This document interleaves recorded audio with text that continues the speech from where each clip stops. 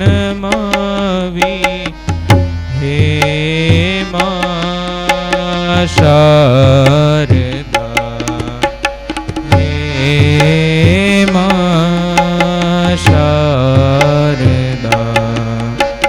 વંદન કરીએ શીશ નમાવી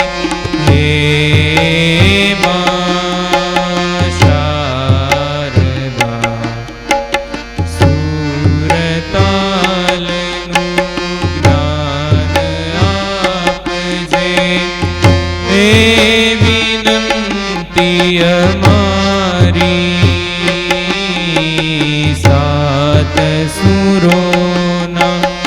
આ સાગરમાં તરવું છે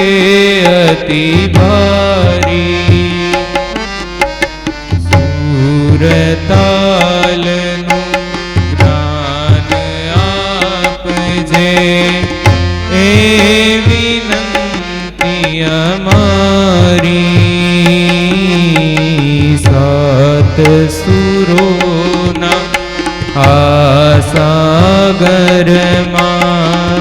તરવું છે અતિ ભારી તારી કૃપા નિત માંગું માં દે અમોને તારી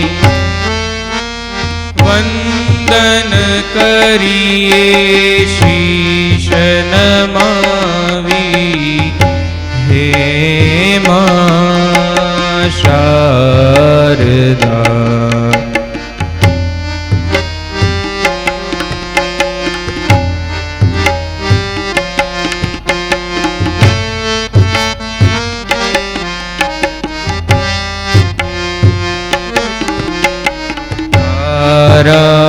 અમૃત શબ્દો દ્વારા વેદ પુરાણો રચાતા ઋષિ મુનિ સનકાદિક આદિ તારા ગુણ લગાતા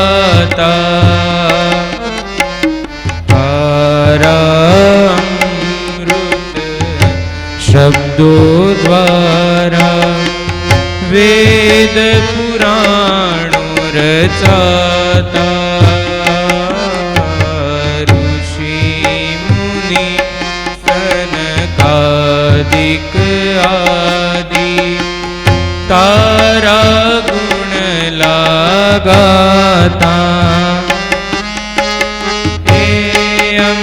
અમૃતના એક બૂંદનું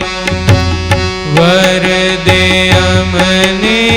માતા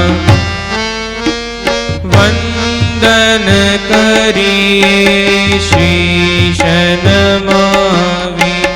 હે મા શારદા હે મા શારદા હે